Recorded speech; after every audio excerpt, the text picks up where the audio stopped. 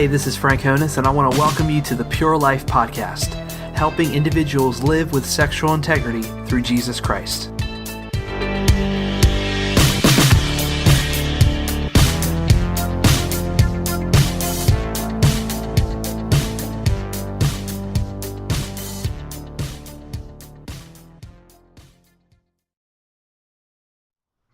Hey guys, this is Frank from PureLifePodcast.com. I'm here with my friend Jeff Fisher, who I've had several times on my podcast and hosted a bunch of his articles and links and different things on the website, and I've talked to him, and we've just done a lot of work together.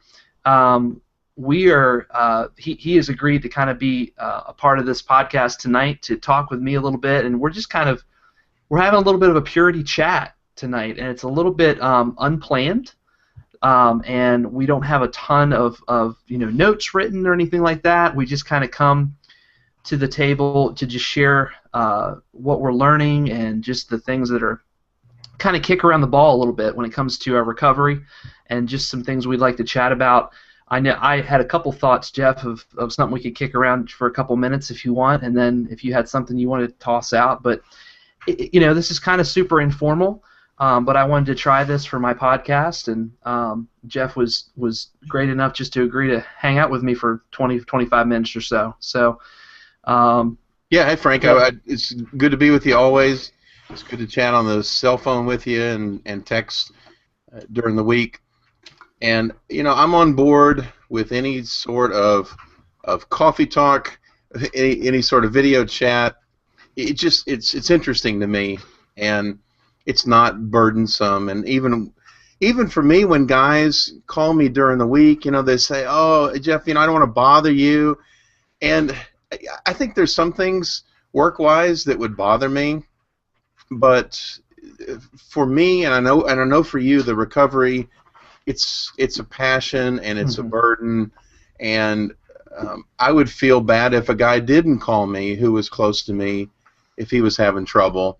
Right. Just so he could reach out to help. Not that I'm the only person that some guy could reach out to, but I'm available, and it elevates my day to talk to a guy. What about you? Yeah, I often find myself a little bit in the same situation when and I've had a couple guys mention me, I don't want to bother you, I don't want to inconvenience you or anything, and very similar to you, Jeff. I just tell them, look, this is my passion. I love doing this. I love helping guys. If I was the only guy I was helping in my recovery, I'd be, happy with that. But my passion overflows, into other guys and taking what I'm learning in recovery and helping another guy. And so my response to that would be, man, you are not, you're not inconveniencing me at any time. I can control my schedule, but you're a part of. I build you into my schedule because I love what I do, and I love helping guys who struggle. You know what I mean? Yeah. So if I can't talk to a guy, if I don't have time, then I'll just let him know. And right. I think that's something that's really helped me as a friend, as an accountability partner to somebody, and then as a group leader, to say, give me a call, text me. If I can't talk, I'll let you know. Leave a message. I will call you back. And I have to be good at follow-up and good to my word. Of course, I'm going to forget things sometimes, and things are going to slip my mind. I'm going to forget to write it down, but I try to be very intentional in getting back to a guy because I know it's important, because I've needed guys to help me when things get wiggly and get triggery, and sometimes those triggers have lasted a long time and they just ramp up. And then I'm having a terrible day, or sometimes something just pops up all of a sudden, and like, man, I got to call somebody. This is a 911. What do you think is? Do you think that, especially when you say follow up with a guy, do you believe that if you're going to follow up with a guy, do you think that consistency in your relationship with another guy and helping him in his recovery is important? Well, I want to be. And when I say consistency, I mean just, when you say follow-up, do you mean like a weekly follow-up, a daily follow-up? I mean, do you think that consistency is important, or do you think there's a certain time where you have to pass the baton to them, to kind of take that responsibility? I think for the moment, and for that phone call and for that week, I want to I want to return the call. If he's reaching out to me, I want to return the call. Same with the guy who emails us through the Porn to Purity site or Purity Coaching. I want to respond back, and if we end up having a going back and forth, then that's even better. It's better for both of us. It depends on the relationship that I have with the guy, how much I want to follow up. I mean, if it's my accountability partners, I have two. I have Tom and Mike. We meet together every Wednesday, and I would say we probably talk on the phone or text 2-3 times a week. Mm-hmm. I'm usually one who's more proactive in calling, so I'm tapping my support team more. Honestly, I feel like I've matured more in that area to know that I've got to be proactive. I don't get quite as much proactive response from those guys, but it does come. But they're always there to return my call or to return my text. Those are my dig down deep guys. The guys in my group, and I have 3 support groups that I run. Those guys are in kind of another level of inner purity circle. Right.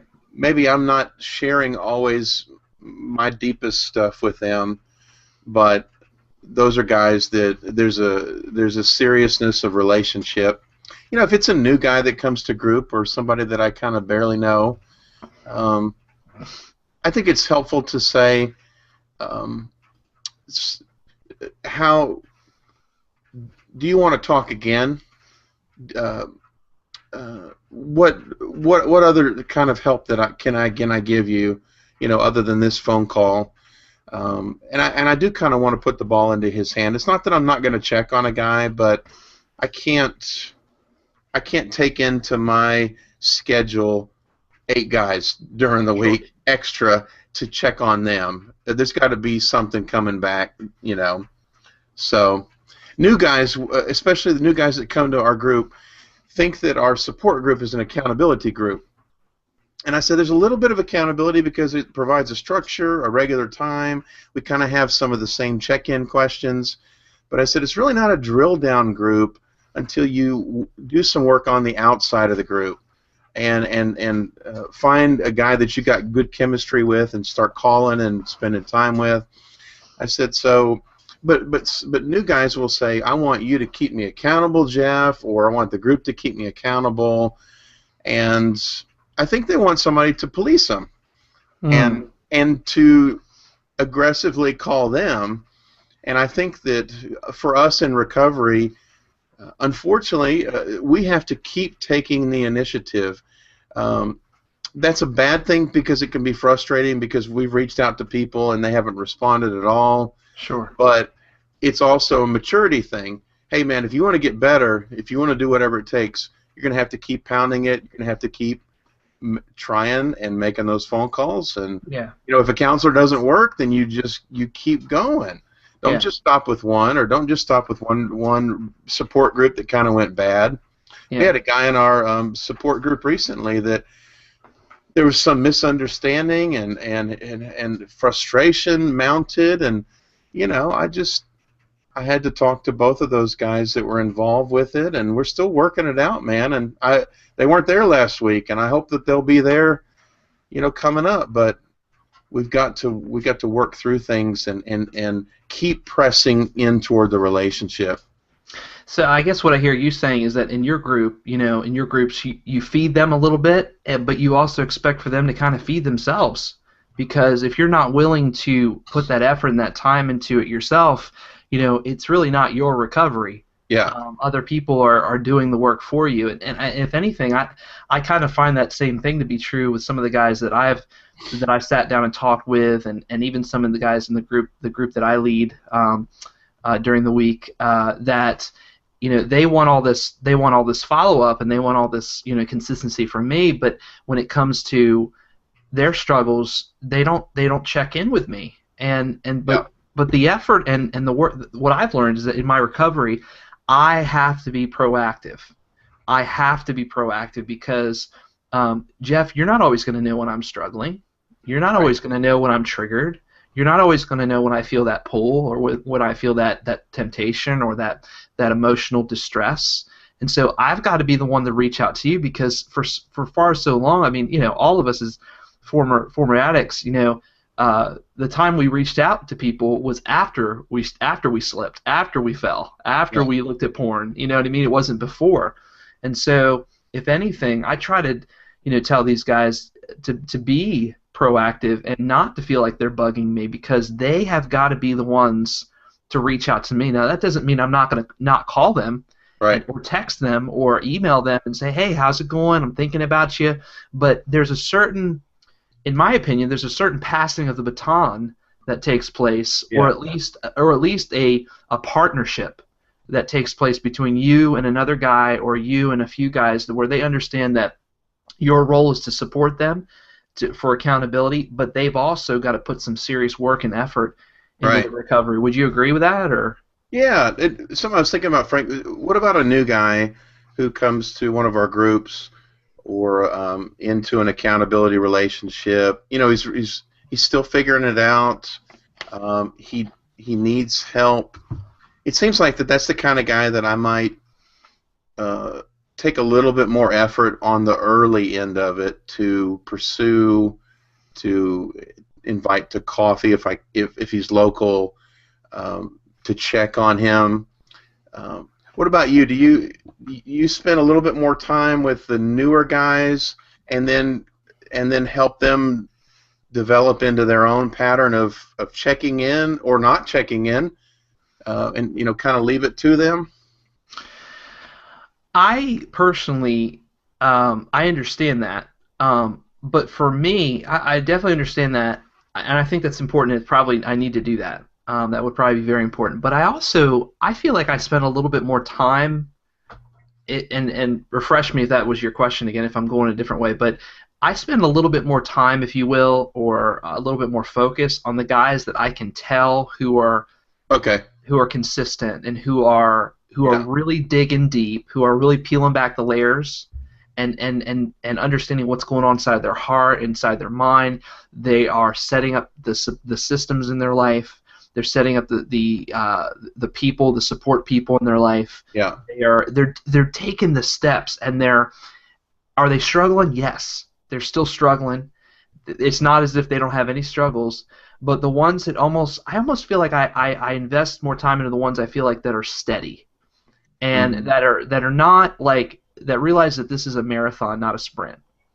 And and typically sometimes those are the guys that have their addiction has costed them a lot, and it's really affected them, and they've, whether it's been a near divorce or a loss of a job or something that's really devastated their life. So I guess for me, Jeff, it's almost the guys who show that consistency, who show that steadiness. Mm-hmm. I'm calling a little bit more. I'm spending a little bit more time with during the week, and the ones who I feel like come to a group, and week after week after week after week, it's the same. It's kind of the same story. I mean, you kind of know what I mean when I say that. Like, it's the same, like, the same struggle, and they're not really asking themselves the questions. They're really not like putting, they're not really putting in the effort. They're just kind of wanting.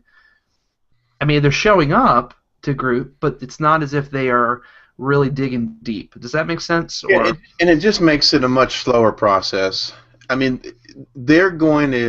a guy's going to get, the bar is going to move and the needle's going to move just by showing up. Mm-hmm. I think that a large part of support and accountability is showing up to the meeting. Mm-hmm.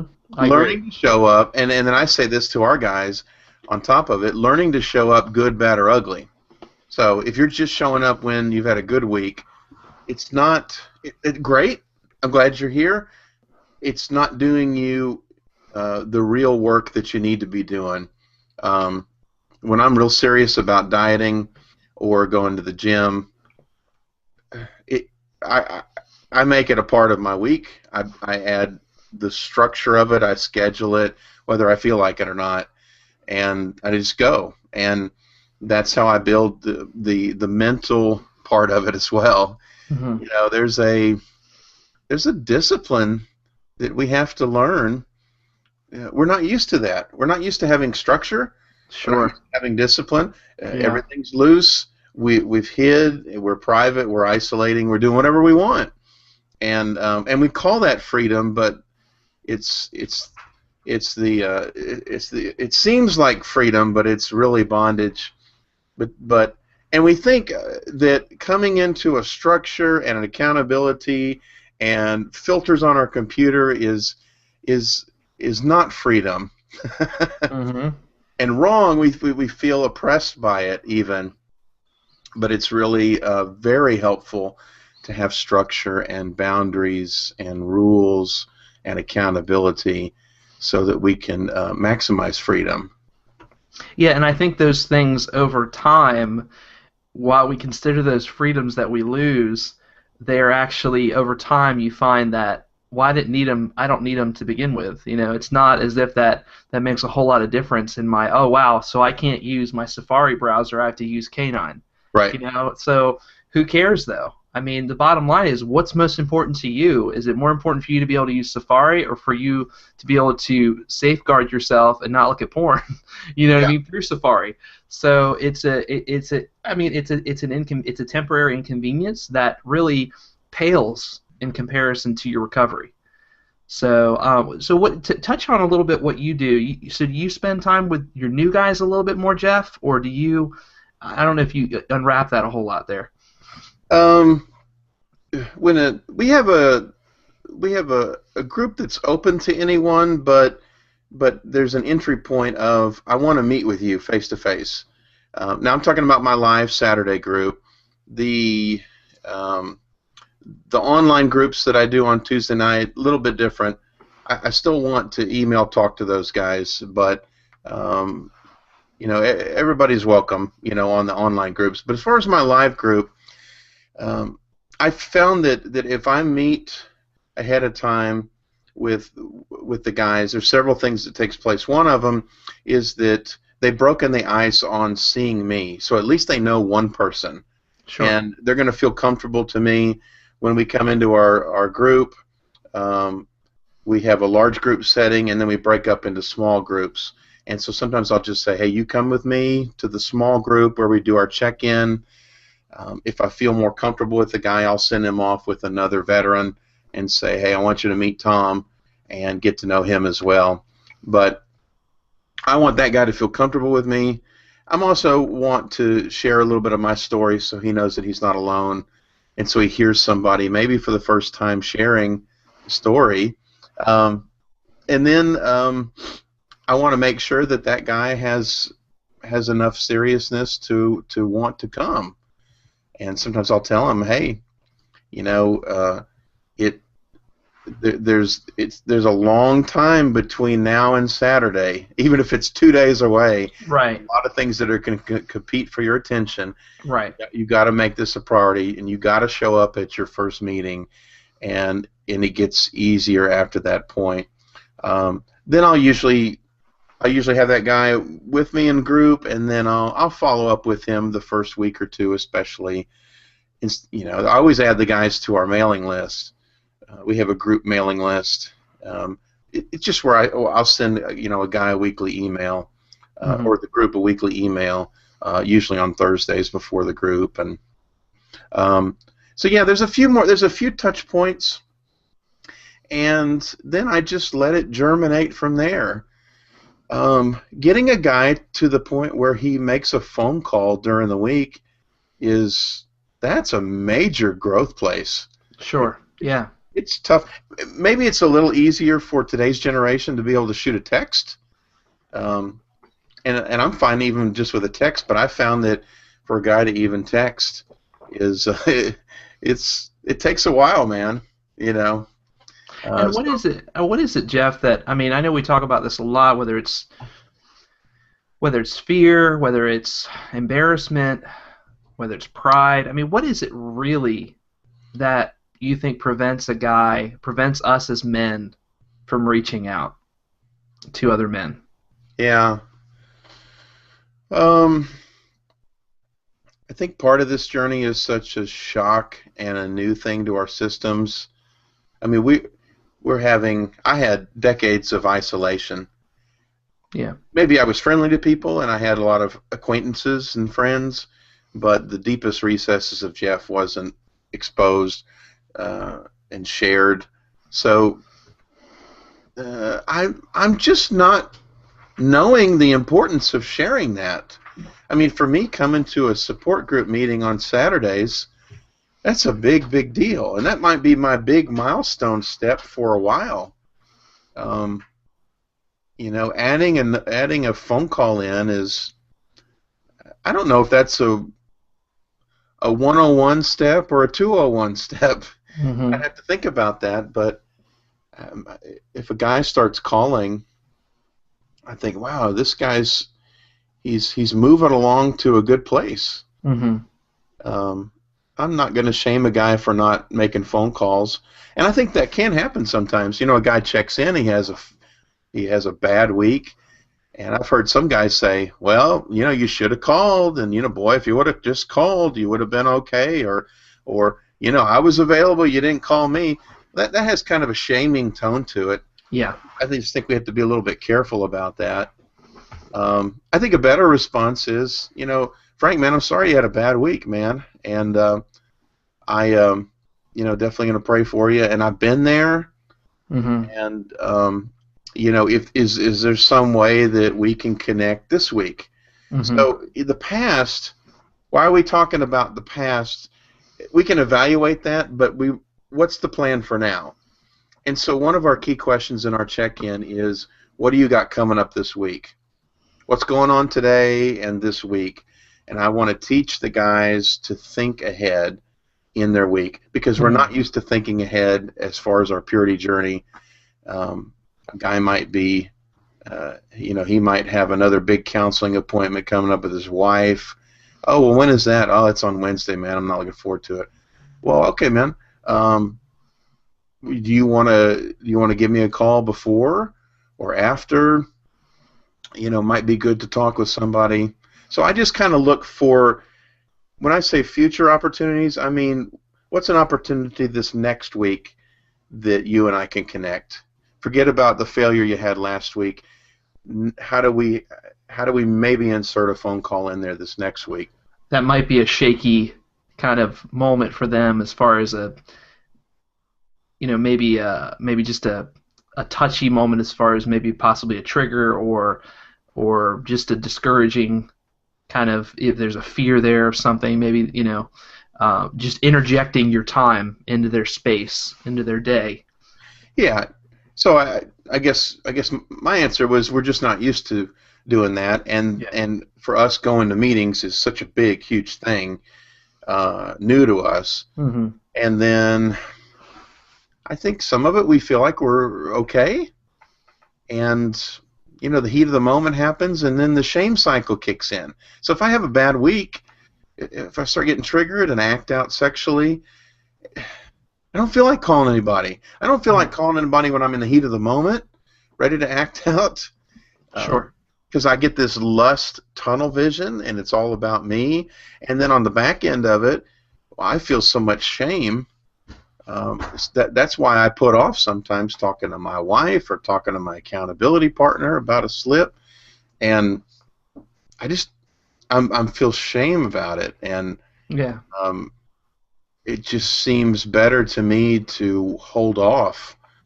And some guys even have trouble at the next support group meeting being honest about what kind of week they had, or they'll tell a little bit. Oh, well, I did this, and I had a rough week, and then they move on. Oh, wait a minute, let's back up a little bit.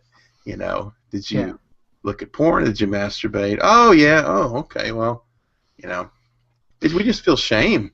Yeah, and I wonder if that breeds the, temptation to always want to talk around the issue and not to actually talk about the issue, what we're specifically dealing with, and not that you or I need to know every single detail of every single, but I think it does help to teach guys that, your transparency and your honesty is that's healthy. That's good. That's there's nothing shameful about that. Shame wants to keep that internalized.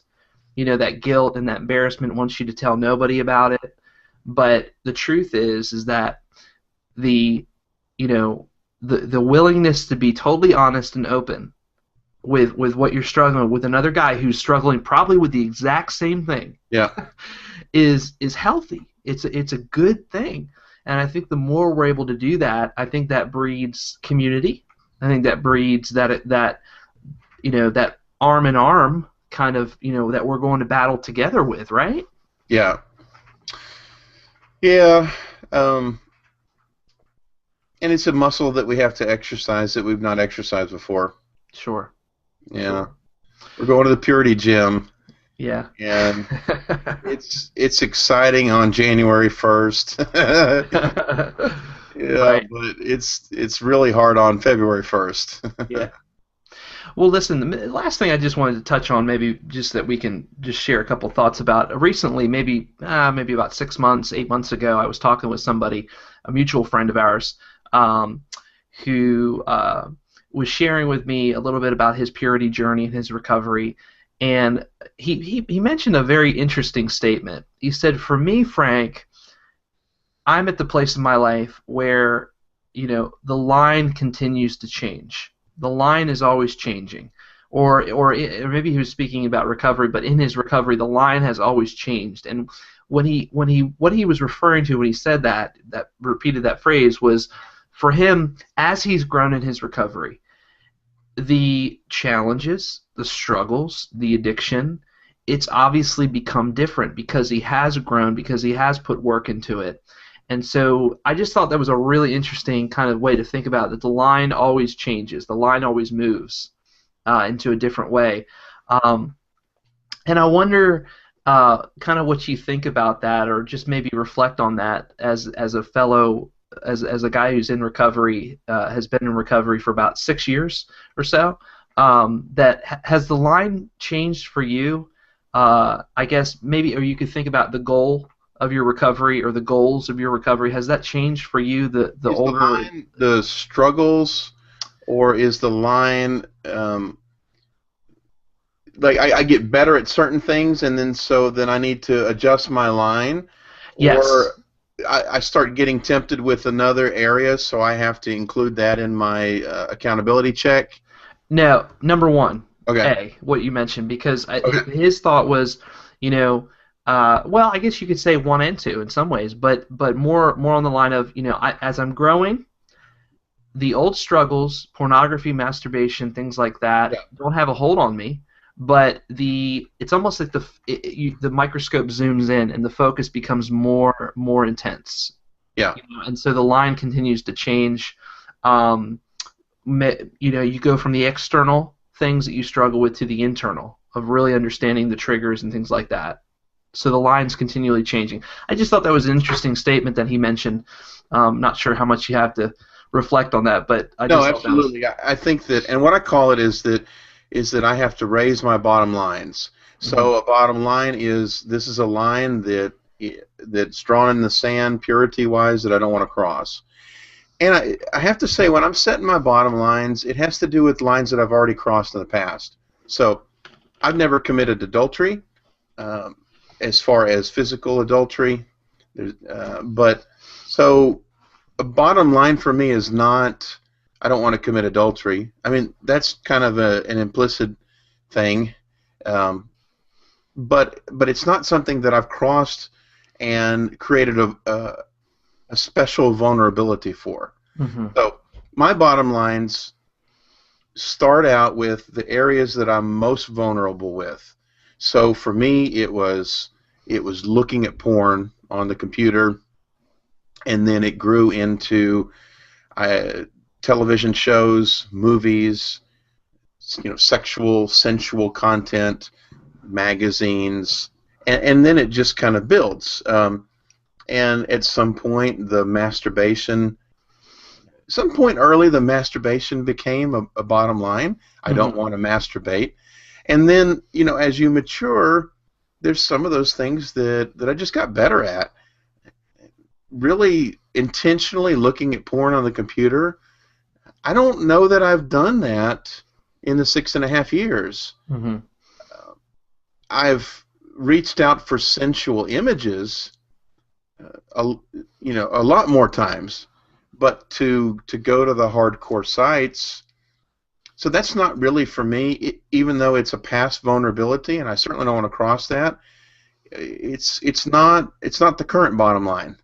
So my current bottom line would be, I don't want to go on the computer or any other media device to search out for sensual, tantalizing images.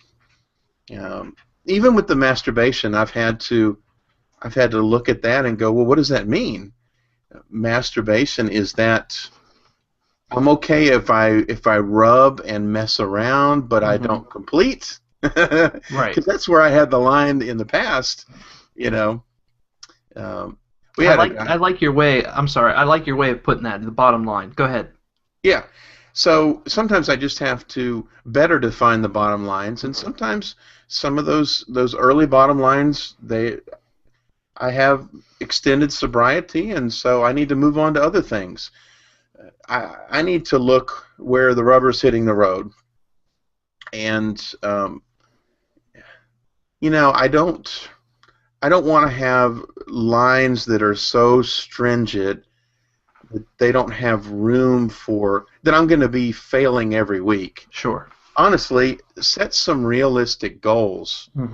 And I think you talked about this on one of your most recent podcasts. Set some goals that are realistic so that you can have some wins in the books there. Don't say I'm not going to masturbate or look at porn for forever. How about 2 days? Let's go for 2 days. Let's get through this week without you getting yanked onto your phone and in a moment of boredom and start surfing. Let's back off a little bit. Let's build some strength up and build some length of sobriety, and then as we start to get good at these things, then let's raise those bottom lines. I like I think for those of us in recovery from pornography, from whatever, masturbation, whatever the sexual struggle was, I know for me, like, I feel like maybe this is just part of my personality, but I feel like I feel like there's always something to focus on, even if that's not a external addiction, even if it's not porn, not masturbation. I don't ever feel like, and maybe this is a little OCD, but I don't ever feel like I can just sit back and relax and just go, yeah, you know what, I'm done. Like, it's the struggle's over, because the struggle's not over completely. Like, it's not. First of all, internally for me, it's not completely figured out. I'm still learning. I'm still learning what makes me tick, what triggers, peeling back the onion layers. But I also still have a brain, and so the thought life, random thoughts, learning how to, take our thoughts captive, things like that. I feel like there's always, like, there's another goal for me to continue, and I think that's a healthy thing. I also want to be able to learn how to relax in a healthy way and not be so, crazy with, freaking out and, I've always got to be on my, I've always got to be totally, going after this thing in a really obsessive kind of way. I don't know if that makes sense. Like paranoid, almost like paranoid. I had a lustful thought. Right. I had another one. Yeah, we don't want to be paranoid. And I don't want to be paranoid about it, but I want to pursue it with passion. Yeah. So, I mean, if I'm beating myself up constantly, and I'm spending so much energy looking at the law, the sobriety code, and where's the grace and the freedom and the love of Christ? Yeah. I'm called to enjoy that, and I think I can get real impatient with the process. And there is a process of, it says in 1 Thessalonians 4:4 that the Spirit of God is teaching us how to learn to control our bodies, learning to control our bodies, and then to be holy and blameless. So I have to learn to have self-control. Mm-hmm. It is a fruit of the Spirit. Now, what the fruit of the Spirit means is that it's a natural thing when I'm tapped into the Spirit. The Spirit's going to naturally move me toward having a self-disciplined, self-controlled life. But I still have to learn it. And then being holy and blameless, I have to learn how to do that. And I think we just want it to happen so fast. And then maybe we get a taste of success, and it does happen. We do have a week or a 2 or a month of sobriety, and we go, yeah, man, I've got it, and Sure. And then it's so frustrating after, on day 39, whenever we have a slip, and we just think it's all lost. It's like, this is part of the process, man. Yeah. Guys will not show up at an accountability group after they've had a first slip after coming to group. Mm-hmm. So they come to group and they're gung-ho, man. And, 14, 21, 28 days of sobriety, and then they have a slip, and then you don't see them for 3 weeks. So, okay. Yeah, and then they come back and they hope they will figure out that we're not going to beat them up. Right. That all the guys in the group are going to go, hey, man, we understand. Join the club. Glad you're back. Let it pass. Let that shame flow through and pass. Receive some of the grace and love of God and support from the group. Yeah. And that's going to take a while for them to be able to realize that the group's a safe place, or the accountability relationship is a safe place, and I can come when I had an ugly week. Yeah. Well, hey guys, listen, final verse for us for our conversation tonight, which I think is pretty appropriate. Jeff, you'll probably you'll kind of laugh a little bit because it's so ironic. We're talking about all this, but Psalms 94, verse 18 and 19 says, I cried out, I am slipping, but your unfailing love, O Lord, supported me. When doubts filled my mind, your comfort gave me renewed hope and cheer.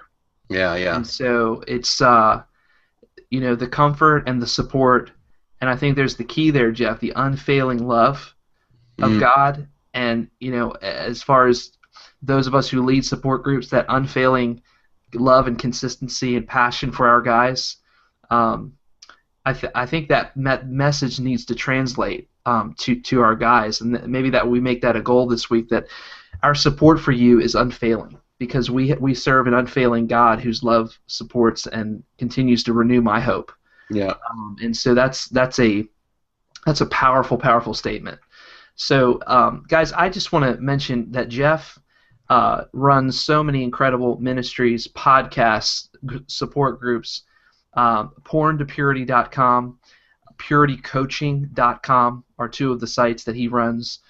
He and his wife Marcia are fantastic people who have walked through an incredible journey, and a marriage restored. I'm sure you would agree there that you guys have enjoyed been to some very painful places, but God has really restored so much in your life, and I thank God for the way He's using you, Jeff, in the lives of men. You've been continue to be an incredible friend to me, and sometimes we just call each other during the week and just catch up, and it's a great source of coaching for me, and I appreciate Jeff for that. So make sure you check out his website, PornToPurity.com and PurityCoaching.com. There's some great links on there, ways to contact Jeff, and thanks a lot, man. I appreciate your just talking with me tonight and just hanging out. Yeah, always good to hang out. Thanks, Frank. Appreciate it. And you can check this out on PureLifePodcast.com. Thank you guys for checking out. I think this is probably going to be episode 92 and 93 for the next couple weeks. Really, really love talking with Jeff Fisher. So we'll see you soon. PureLifePodcast.com and Jeff Fisher, Jeff at PornToPurity.com. God bless you guys. Have a great week.